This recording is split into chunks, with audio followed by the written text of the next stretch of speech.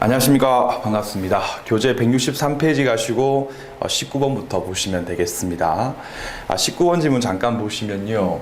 A 같은 경우가 B를 상대해 가지고 제조물 책임법 있지 않습니까? 제조물 책임법에 근거해 가지고 각종 손해배상이라고 하는 것을 청구를 하려면 손해배상을 청구하려면 크게 세 가지가 필요하다. 첫 번째, 제조물의 결함이라고 하는 것이 인정되어야 하고, 두 번째, A한테 손해 발생이 인정되어야 하며, 세 번째, 1번과 2번 사이에서의 인과관계가 인정되었을 때 가능하다까지 잡으신 다음에 2번 손해와 관련해 가지고요, 동법 제3조에 보시게 되면 크게 두 가지를 구분해 가지고, 예를 들면 이제 A가 구입했던 제조물이 결함 등에 의해서 폭발을 해가지고 A가 사망하거나 A가 상해를 입거나 또는 다른 재산상 손해가 생겼을 때, 예를 들면 TV인데 폭발해가지고 이제 A 소유의 소파 같은 것들에 불났을 경우 있지 않습니까? 이런 경우에만 동법에 의해서 배상을 청구할 수가 있는 거고, 제조물 그 자체에 대한 손해 부분 같은 경우에는 동법에 의해서 처리할 문제가 아니라 담보책임법 등에 의해서 처리가 될 문제라고 조문에 나와 있거든요. 이걸로 보시면 이제 문제가 뭐냐면요. 이 사안 같은 경우는 제조물이 이제 발전기인데 발전기가 이제 결함이 있어가지고 가동이 안 돼가지고요. 이 A가 전기를 파시는 분이었는데 전기를 팔지 못하는 이른바 영업상 손실이요. 영업의 손실이라고 하는 손해를 입었거든요. 이 영업의 손실이라고 하는 이 손해라고 하는 것이 위에 포함되는 경우라면 A 같은 경우가 동법상 배상을 B한테 청구할 수가 있을 것이고, 밑의 경우에 포함돼 버리면 동법상 책임은 물을 수가 없지 않습니까? 둘 중에 이제 어떤 거냐의 문제인데, 보세요. 발전기라고 하는 물건 자체에 대해서 결함이 있어가지고 작동이 안 돼 버리면 이 영업의 손실이라고 하는 거는요, 당연히 함께 수반되는 손해 아니겠습니까? 당연히 함께 수반되어지는 손해인 것이기 때문에 판례 같은 경우는 밑에 걸로 보는 게 판례 입장이에요. 따라서 그 자체에 포함돼 버리기 때문에 동법에 근거해 가지고 배상 청구를 할 수 없다까지 기억하시면 되겠습니다. 그럼 지문 제일 끝에 보시면요, 대상이 아니기 때문에 19번 지문 또 옳은 지문 처리를 하신 다음에 그 중간 부분에 영업 손실로 인한 손해에 딱 밑줄 꺼두시고 그 자체에 대한 부분이기 때문에 동법이 적용되지 않는다, 이렇게 정리하신 다음에 문제를 푸시면 틀리지 않으실 겁니다. 그 다음에 20번 지문은 중요한 지문 같은데요, 좀 체크를 하신 다음에 자, A가 이제 있는데, A가 있고 B가 신문사예요. B 신문사인데, 이제 B가 이제 허위 내용의 사실을 이제 보도 등을 하고 신문지에 이제 기재 따위를 해가지고 A가 자기의 인격권 침해가 있다 그래가지고요. 이때 A가 B를 상대해가지고 크게 두 가지의 청구를 할 수가 있는데, 첫 번째가 뭐냐면 인격권에 근거해가지고 기사 삭제 청구를 할 수 있죠. 청구를 할 수도 있는 거고, 또는 민법 제7호 공조 이행돼가지고 불법 행위에 근거한 배상도 청구할 수가 있죠. 불법 행위에 근거한 손해배상도 청구할 수가 있는데, 요 두 가지를 잘 구분해가지고 여러분들 사례 문제를 시험 문제를 풀어주시면 되겠습니다. 먼저 여러분들 A 같은 경우가 B한테 기사에 대해서 삭제를 청구하려면요, 청구 원인 단계에서 첫 번째 B 같은 경우가 허위의 기사를 보도 또는 기재한 사실이 필요할 것이고, 그렇죠? 두 번째, 그거에 근거해가지고 A에게 인정되고 있는 인격권 침해죠. 인격권이 침해된 사실이 필요하다 해서 이 두 가지만 일단 인정이 돼버리면요, A가 B한테 청구할 수 있거든요. 자, 이때 여러분들 그 B가 보도했던 기사가 허위인가 아닌가에 대해서 다툼이 있었을 경우에는 A하고 B 중에 누구한테 증명 책임이 있겠습니까? 그렇죠. 청구 원인 단계에서 주장 증명이 필요한 것이기 때문에 누구에게 B 같은 경우가 허위가 아니다라고 부인을 해버리면 A한테 증명 책임이 있겠죠. 따라서 일단 20번 지문을 가보시면 기사 삭제를 청구하는 피해자 A가 그 기사가 진실이 아님에 대한 증명 책임을 지기 때문에 20번 지문은 맞는 지문이에요. 이해됐죠? 하나 풀었고, 두 번째 가시면요, 이때 허위가 맞는데 이 비신문사 같은 경우가 그 기사가 진실이라고 믿었고 그렇게 믿은데 상당한 이유가 인정이 되는 거예요. 상당한 이유가 인정이 된다고 전제를 했을 때에 A가 B한테 삭제 청구하는 거는 A가 승소할 수 있겠습니까? 없겠습니까? 또는 밑에 거 배상 청구하는 경우에 A의 청구가 인용될 수 있는가 없는가에 대한 문제인데 먼저 밑에 거를 보시면 A가 B에게 불법 행위에 근거해가지고 배상 청구하려면요 위법성이라고 하는 것이 필요하다. 따라서 B 같은 경우가 허위 사실이지만 진실이라고 믿었고 믿은데 상당한 이유가 인정이 되는 경우는요 이른바 위법성 조각이 이루어진다.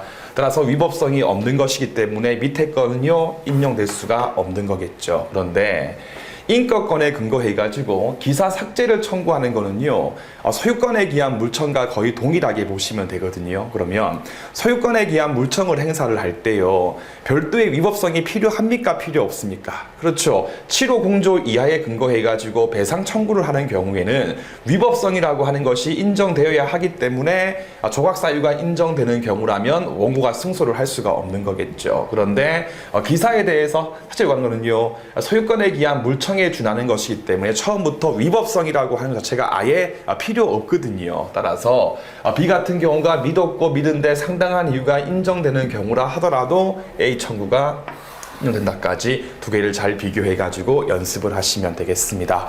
그래서 20번 지문은 좀 중요한 지문이니까 꼭 기억해 가지고 문제를 푸시면 될 겁니다. 자, 그 다음 페이지 21번 지문, 22번 지문 두 개 묶어서 동지 판례라고 메모하시고요. 21번 같은 경우는 시험 문제에서 많이 나왔고 22번도 앞으로 이제 출제가 되게 될 겁니다. 자, 빨리 여러분들 민법제 766조 제1항을 보시죠. 1항을 보시면 자, 해서 안날로부터 3년의 소멸시효에 걸린다라고 하는 조항이 있을 거예요. 요 안날이라고 하는 날에 문제가 되는 경우가 크게 두 가지가 있죠. 해서 인식의 주체의 문제인데 자 피해자가 미성년자인 경우는요. 피해자가 미성년자인 경우에는 그가 안 때부터가 아니고 그의 법정 대리인이었죠. 판례가 있었고 잘 나옵니다. 그의 법정 대리인이 안 때부터 3년이라고 하는 소멸시효 진행이 이루어지는 거고 피해자가 법인인 경우는요. 법인을 알 수가 없지 않습니까? 따라서 원칙적으로 법인의 대표자가 안 때부터죠. 대표자가 안 때부터 소멸시효 진행이 이루어진다. 근데 예외적으로 여러분들 어떤 경우냐? 바로 가해자가 대표자인 경우죠. 가해자가 대표자인 경우. 이런 경우에도 안 때부터 소멸시효 진행을 시켜버리면요 지나치게 법인한테 불리한 측면이 있기 때문에 맞죠? 다른 임원 등이 안 때부터 이 경우는 그 자가 아니고 다른 임원 등이 알아가지고 조치를 취할 수 있었을 때부터 소멸시효 진행이 이루어진다는 거고 제가 여러 번 강조했던 중요한 판시입니다. 그러면 지문에 보시면 자, 갑 같은 경우가 절차 없는 상태에서 병의 A 법인에 대한 채무에 대해서 면제해가지고 A 법인에 대고 손해에 대해서 야기를 했는데 그 불법 행위를 할 당시에 밑줄 A 법인의 감사정도 함께 있어가지고 이른바 공동행위를 했다. 그러면 갑하고 정이 함께 공불행위했을 경우는요. 갑 말고 정 말고 또 다른 임원 등이 안 때부터 소멸시효 진행이 이루어지겠죠. 이해되시죠? 그래서 그때 보시면 정이 안 때부터가 아니고 갑하고 정이 함께 했으니까 갑, 정 외의 다른 임원 등이 안 때부터 소멸시효 진행이 이루어지기 때문에 21번 지문은 틀린 지문 처리를 하시면 되겠습니다. 됐죠? 이 똑같은 법리를요. 22번 지문 같은 경우는 민법제 406조 제2항을 보시죠. 406조 제2항을 보시면 채권자 취소권이 있지 않습니까? 그 경우도 안 때부터 1년이죠. 안 때부터 1년이 지나게 되면 더 이상 소를 제기해가지고 승소를 할 수 없다까지 하신 다음에 요 안 때의 경우도 똑같은 법리를 적용시키는 게 판례의 입장입니다. 해서 22번 지문을 보시면 자, A 회사의 대표이사 갑과 을이 공모를 해가지고 A 자금에 대해서 삥땅을 치는 행위를 했다는 이유로 A가 갑과 을에 근거해가지고, 즉 대표자 갑과 을이 법인 A한테 가해 행위를 한 경우죠.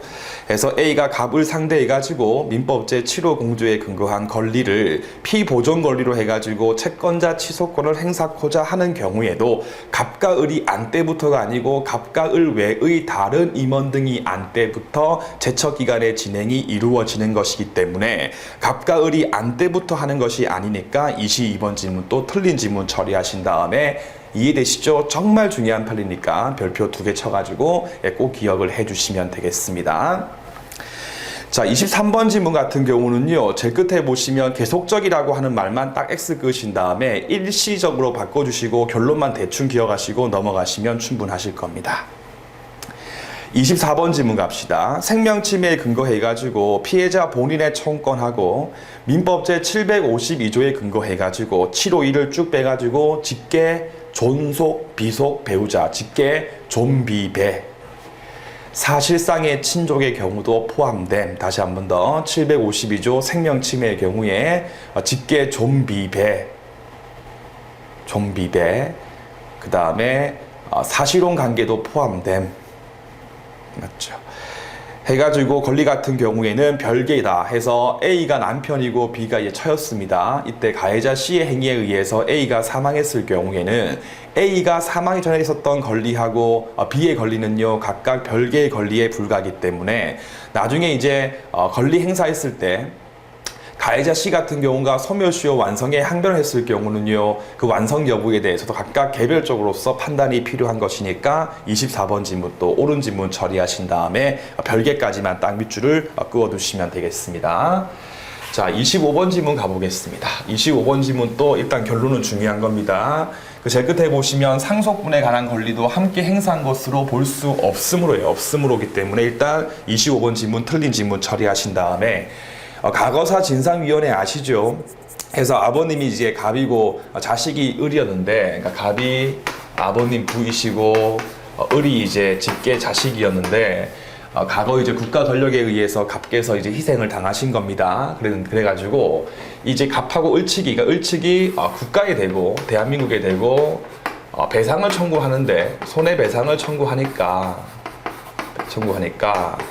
이번 국가가 이제 소멸시효 완성에 항변을 한 거예요. 참 얼굴 두껍죠. 그래서 대한민국이 소멸시효 완성에 항변을 했다. 시효 완성에 항변을 하자.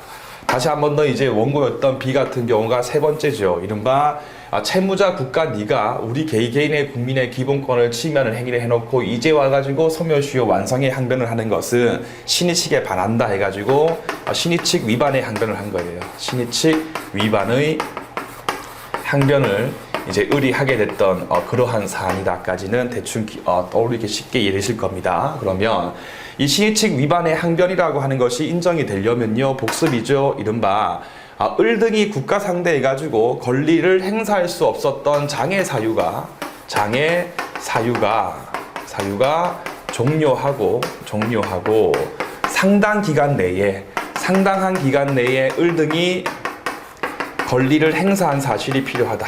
내에 권리를 행사한 사실이 필요하다까지는 많이 배웠습니다. 그러면 이 상당 기간 내에 권리 행사한 것으로 볼 수 있는가 없는가가 이제 이 사건 쟁점인데, 을이 대한민국한테 소를 제기할 때 소장을 어떻게 썼냐면요, 원고 을 갑, 원고 이 을 이렇게 써가지고 이제 소송을 제기했던 거거든요.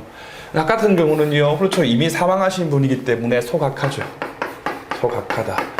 그러면 을 같은 경우는 자기 부분에 관한 권리를 소장을 제출함으로써 행사한 것으로 볼 수가 있겠지만, 갑에 대한 부분은 권리를 한 것으로 볼 수 있다 없다? 없다는 게 판례 입장이죠. 이해되시죠? 해서 25번 지문을 가보시면 이미 사망했던 갑과 상속인 을을 밑줄 공동 원고로 표시했던 소를 제기한 경우에는 제일 끝에 자기의 권리까지 함께 행사한 것으로 볼 수가 없다. 즉 자기 고유의 권리만 행사한 것이지 상속받아가지고 한 것으로 볼 수 있다 없다? 없는 것이기 때문에 25번 지문 또 틀린 지문 처리를 해주시면 되겠습니다.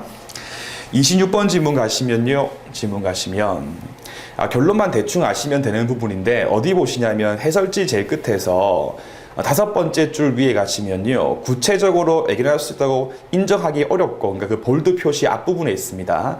애견 가능성 있다고 보기 어렵고의 부분에 밑줄 그으신 다음에, 그러니까 갑이 이제 인감 도장에다가 자기의 비밀번호를 뭐 2488 이렇게 써놨어요. 그래서 을한테 막 시켜서 신부를 시켰는데, 그 을한테 이제 정이 을을 꼬셔가지고, 야, 우리가 그 갑의 주민등록증을 위조해가지고 갑들에 대해서 이제 인출을 하자. 그렇게 해가지고 인출을 했던 겁니다.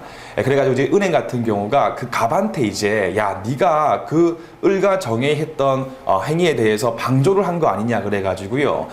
공불책임, 760조 사망에 근거해가지고 방조에 근거해가지고 공불책임을 묻는 소를 제기했던 겁니다. 하니까 판례가 판시하기를, 비록 갑 같은 경우가 그 인가 같은 데다가 뭐 적어놓은 건 있지만 그 당시에 정등이 그렇게 행위를 할 거에 대해 전혀 예측하지 못했기 때문에 방조한 것으로 볼 수 없다는 게 판례 입장이었다까지만 기억하신 다음에 결론 제일 끝에 보시면 지문, 갑의 행위는 정행위와의 관계에서 공동성까지는 있다고 보기 어렵기 때문에 갑은 을행에 대한 관계에서 공불 책임까지는 지지 않는다까지 결론만 기억하신 다음에 넘어가시면 충분하실 겁니다. 자, 그 다음 질문 같은 것도 그 다음 줄 보시면 안전배려 의무에 밑줄 그으신 다음에 쭉 빼가지고 안전배려 의무가 이제 사업자 A한테 인정이 되는데 A가 다 못했을 경우는요, 채무불이행 책임의 문제 아니겠습니까? 해서 쭉 빼가지고 채불 책임의 문제까지 하시고요. 그래서 지문 제일 끝에서 2번째 줄 위에 끝에 보시면 채불 책임에 근거해가지고 배상 청구를 하는 경우에는, 맞죠? 요 조항 같은 경우는 그렇죠. 불법 행위에 근거해가지고 배상 청구를 하는 경우에만 나오는 조항에 불과하기 때문에 적용될 수가 없는 것이니까 27번 지문 또 옳은 지문 처리를 하시면 되겠습니다. 28번 지문이죠. 을이 갑상대, 국가상대 해가지고 배상 청구했을 경우에 소멸시효 완성의 항변은요, 국가가 하는 것이다. 따라서 안 때부터 해서 3년 내인데 알고 모르고에 대해서 다툼이 있었을 경우는요, 알았다고 하는 부분을 국가 측한테 주장 증명 책임이 있는 거겠죠. 해서 28번 지문을 가시면요, 제일 끝에 손해를 안 시기에 대한 증명 책임 같은 경우는 소멸시효 완성의 이익을 주장하는 자, 즉 피고 측한테 있으니까 28번 지문 또 옳은 지문 처리를 해주시면 되겠습니다. 자, 친족법 가보겠습니다. 1번 지문 다 이제 아시는 거죠. 해서 이혼 당시에 아직까지 남편분께서 또는 척께서 퇴직을 하지 않아가지고 퇴직금 채권이 아직까지 생기지 않았다 하더라도 재산 분할 청구할 수 있는 범위 안에 포함된다라고 판례가 변경이 됐습니다. 따라서 아직 퇴직을 하지 않고 있다 하더라도 제 끝에 분할 범위 안에 포함된다기 때문에 1번 지문은 틀린 지문이다. 2번 지문을 가보시면요, 재판상 이혼의 경우에 청구가 없는 경우에도 법원 같은 경우는 직권에 근거해가지고 건자 등에 대해서 정할 수 있다. 왜? 그렇죠. 그 나이 어린 미의 복지를 위해서 직권 선택할 수가 있는 것이기 때문에 직권에 근거해가지고 정할 수 있다니까요. 2번 지문 또 틀린 지문 처리를 하시면 되겠습니다. 자녀의 복리 보장이라고 하는 키워드만 기억해도 충분히 문제를 풀 수가 있는 지문이죠. 넘기시고 3번 지문을 그냥 읽으면 당연한 지문이고요. 4번 지문 또 많이 했던 거죠. 해서 남편분께서 꼴통이 그런 사건이었습니다. 해서 부부 쌍방의 소극, 비시, 적극모를 초과하는 경우에도 분할 청구권이 인정된다고 판례가 변경됐기 때문에 인정된다니까 4번 지문 틀렸고요. 그럼 강사야 분할 청구할 게 없는데 뭘 하나? 그렇죠. 채무를 분담시키는 형태로서 분할 청구를 할 수가 있었습니다. 따라서 4번 지문 또 틀린 지문 처리를 해주시면 되겠습니다.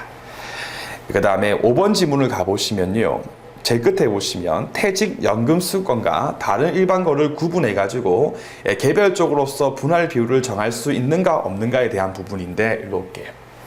자, 이혼 시 재산 분할하죠. 이혼 시 재산 분할을 할 때는 원칙적으로는 각각의 개별적 재산마다 개별적 분할 비율을 정할 수 없는 게 원칙입니다. 해서 개별적인 분할 비율을 정할 수 없는 게 원칙이고요.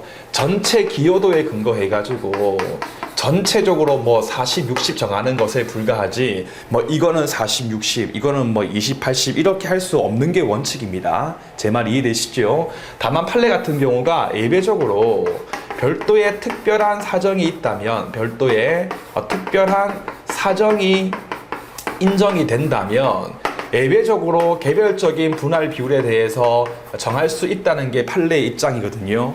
그러면 과연 어떤 경우가 이제 그러한 경우인지에 대해서 옆 판례를 보시면 쉽게 이해를 할 수가 있는데, 봅시다. 예를 들어서 자, 일반 재산이 있고요. 일반 재산이 있고 뭐 아파트, 땅 같은 것들이 있고 이른바 퇴직연금 수급권, 예를 들면 남편분께서 공무원인데 아직 퇴직을 안 했거나 하고 있었을 때 요 두 가지의 경우에 개별적인 비율로서 따로 정할 수 있는가 없는가 해서 특별한 사유가 인정이 된다면 가능할 것이고요. 그러한 사유가 없다면 할 수가 없는 거겠죠. 그러면 이 두 가지의 차이는 뭐냐면요.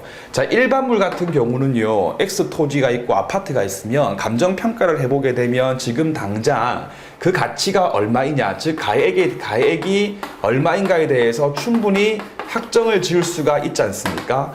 그런데 남편분께서 퇴직연금 수급권을 행사할 수 있는 돈이 얼마인지는요, 지금 당장 그 가액을 확정 지을 수가 없어요. 왜 없겠습니까? 그렇죠. 언제 남편이 이혼하고 난 다음에 혼자 방에 누워있다가 죽을지 알 수가 없지 않습니까? 유식한 말로 여명, 남아있는 목숨이 언제까지인지에 대해서 알 수가 없는 것이기 때문에 위의 경우와 달리 밑의 경우는 지금 당장 그 가액에 대해서 확정을 지을 수가 없는 특별한 사정이 있다고 판례가 본 거예요. 그래서 예외적으로서 개별적으로서 분할 비율을 정할 수 있는 경우이기 때문에 5번 지문 또 옳은 지문 처리를 하시면 되겠습니다. 그러면 이 5번 지문은요, 원칙이 아닙니다. 별도의 제시가 없으면 못하는 게 원칙이고요. 요 두 가지의 키로 나오게 되면 이걸 또 올려가지고 요 경우는 가액 확정상의 큰 차이가 있기 때문에 별도의 사유가 인정되는 경우니까 개별적으로서 할 수 있다까지 원칙의 잘 구분해서 문제를 풀어주시면 되겠습니다. 그 다음 페이지 6번 또 한번 가볍게 보시면 되고요. 7번 지문 또 체크하신 다음에 아주 중요한 판례인 것 같습니다. 7번 판례는 또 크게 세 가지인데 자, A가 남편분이고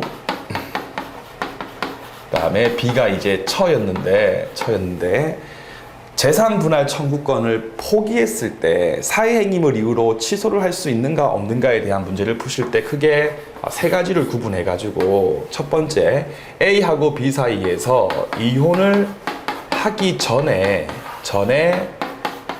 포기를 하기로 한 경우하고, 두 번째 이혼을 했습니다. 이혼을 하고 난 뒤인데 아직까지 얼마를 줄지 등에 대해서 별도의 내용이 협의 등을 통해서 개별적인 내용에 대해서 결정이 되지 않은 상태에서 포기를 해버리는 경우하고, 이혼했고 얼마 줄지에 대해서 결정까지 하고 난 다음에 포기한 경우, 이 세 가지를 구분하신 다음에 첫 번째 경우는요, 여러분들 A하고 B 사이에서 이혼을 하기 전 단계에서 미리 B가 A한테 구할 수 있는 분할 청구권을 포기하기로 합의했을 때 유효성이 있겠습니까? 없겠습니까? 그쵸. 이거에 대한 효력을 인정해버리면요, 약자의 지위에 있는 처 B가 엄청나게 불리할 수가 있는 거겠죠. 따라서 이 경우는 포기 자체의 효력이 무효이기 때문에 사행임을 이유로서 취소할 수 있는가 없는가에 대해서 검토할 필요가 없어요. 왜? 처음부터 무효니까. 그렇죠. 그 밑에 경우는요, 제일 끝에 있는 경우, 이거는 봤던 거죠. 포기했을 경우에 사회행위물 이유로서 취소할 수 있다. 로서 취소를 할 수가 있다. 그럼 중간 경우는 취소할 수 있겠습니까? 없겠습니까? 그렇죠. 그 내용이라고 하는 것이 결정되지 않았다면요, 아직까지 채무자의 책임 재산으로 볼 수가 없지 않습니까? 그래서 우리 판례 같은 경우는 이 경우도 사행위로서 취소를 아직까지는 할 수 없다는 게 판례 입장이다. 그래서 이혼하고 난 후에 포기했을 경우는 포기는 유효한데 내용 결정 따위가 되지 않은 상태에서 포기했을 경우에는 그 밑의 경우와 달리 취소를 할 수가 없다까지 꼭 기억해가지고 문제를 풀어주시면 되겠습니다. 해서 7번 지문 보시면 협의 또는 심판에 의해서 그 내용이 결정되지 않은 상태에서 포기했을 경우에는 별도의 사유가 없으면 취소할 수가 없는 것이기 때문에 7번 지문은 틀린 지문 처리를 해주시면 되겠습니다.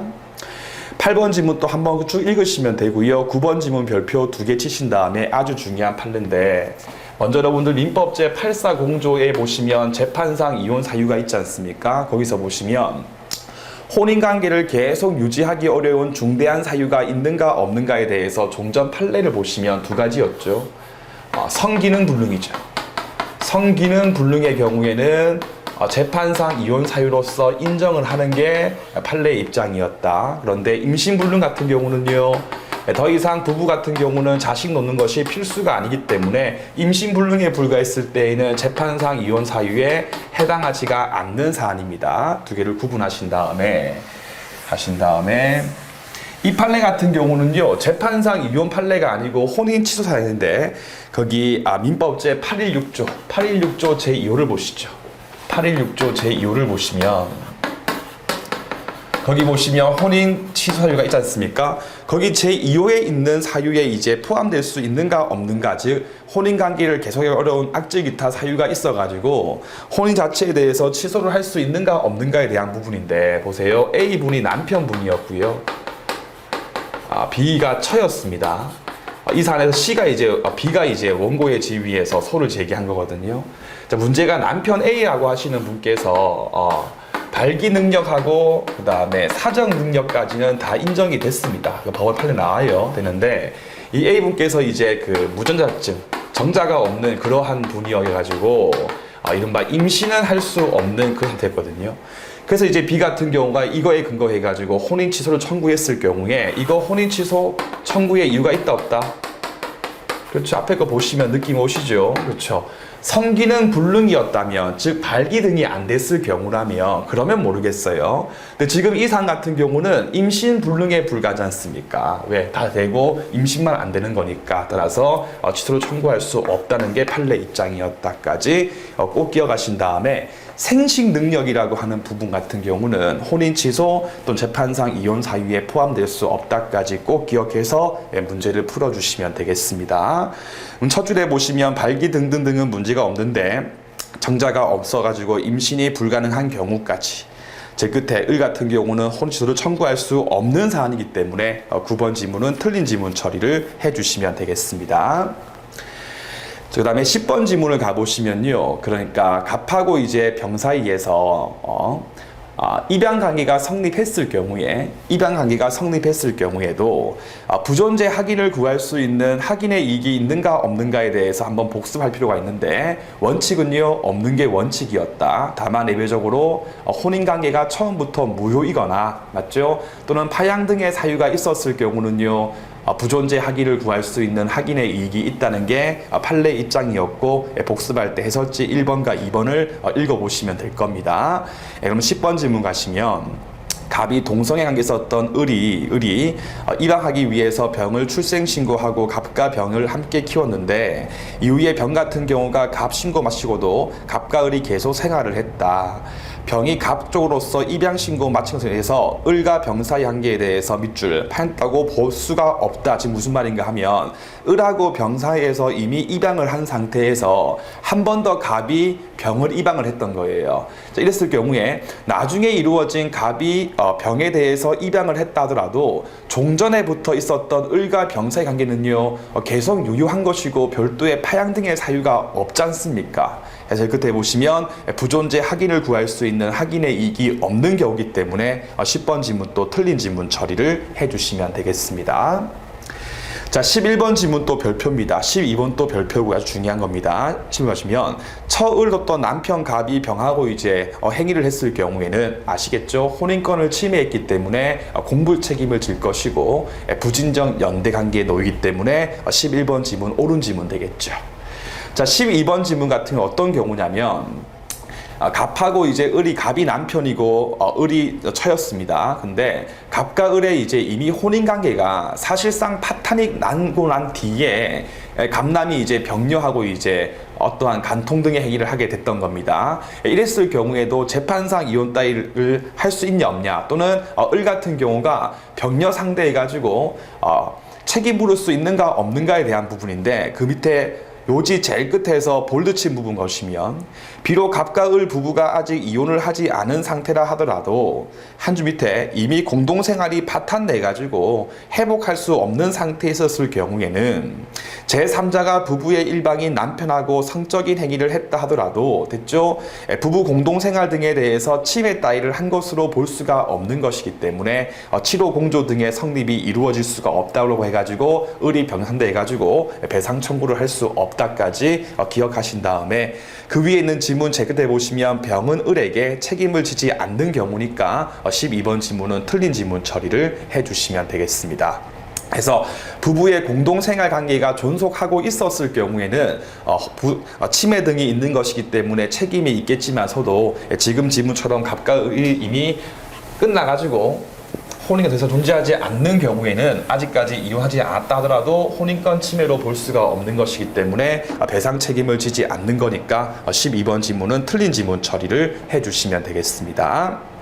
자, 13번 지문 또 보시면요. 한 줄 밑에 밑줄 인지해소의 확정 판결에 근거해가지고 부하고 저 사이에서의 관계가 일단 됐을 경우에는 한번 끊으신 다음에 재심의 소등에 근거해가지고 한 것은 변론으로 하고 그렇죠. 인지해소 확정 판결문에 했기 때문에 그 뒤에 부존재 확인 따위로서 다툴 수 있다 없다 다툴 수가 없는 것이기 때문에 13번 지문 또 옳은 지문 되겠죠. 넘기신 다음에 14번 지문 또 중요한 지문 체크하시고요. 체크하시고 846조 한번 보시죠. 보시면 갑이 또 남편분이고 이제 을이 처인 사안이고 그 사이에 이제 병이라고 하는 자식이 이렇게 있었는데 알고 보니까 이 병 같은 경우가 갑의 자식이 아니고 이제 정의 자식이었다. 이해되죠? 자, 이랬을 경우에 종례, 즉 민법 종례 같은 경우에는 남편부만, 즉 이 남편분 같은 경우에만 친생 부인의 소를 제기할 수 있었고 부인의 소를 제기할 수 있었고 처 같은 경우는 이 소를 제기할 수 없었거든요.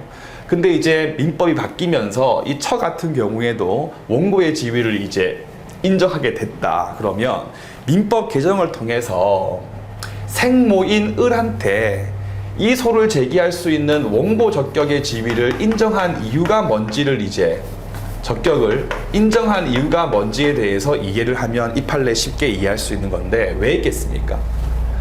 이 갑이 진짜 좀 물론 뭐 을도 잘못했지만 갑도 되게 악랄하신 분이야. 그래가지고 이미 이 사실을 알고 있으면서도 끝까지 갑이 친생 부인을 해주지 않는 거예요. 왜?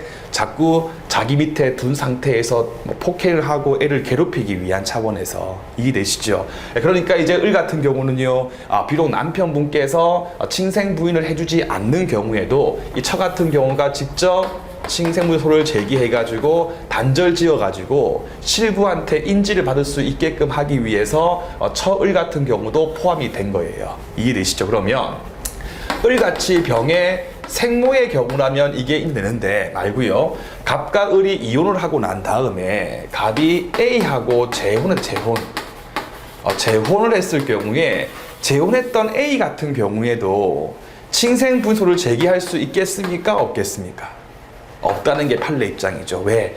갑이 병을 막 한다 해서 A가 막 괴롭고 막 슬프거나 할 리가 없지 않습니까? 해서 우리 판례 같은 경우는 생모을 같은 경우만 소를 제기할 수가 있는 거고 재혼했을 경우는요 소를 제기할 수 없다는 게 판례의 입장이다까지 이해를 하시면 되겠습니다.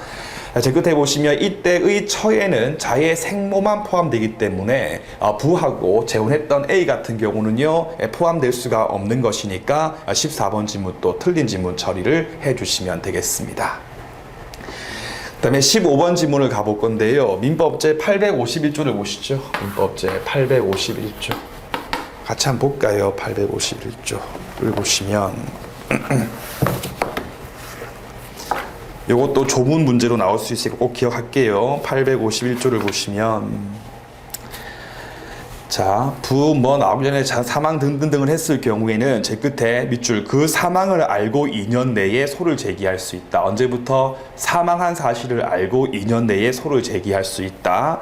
847조의 제2항을 보시죠. 847조 제2항을 보시면 상대방 자가 다 사망했을 경우에도 그 사망 사실을 알고 2년 내에 소를 제기할 수가 있다까지 하신 다음에 친생자가 아님에 대해서 안 때부터가 아니고요. 아니고 부나 또는 모 같은 경우가 사망했을 경우에 사망했음을 알았을 때부터 2년 내에 소를 제기를 하는 겁니다.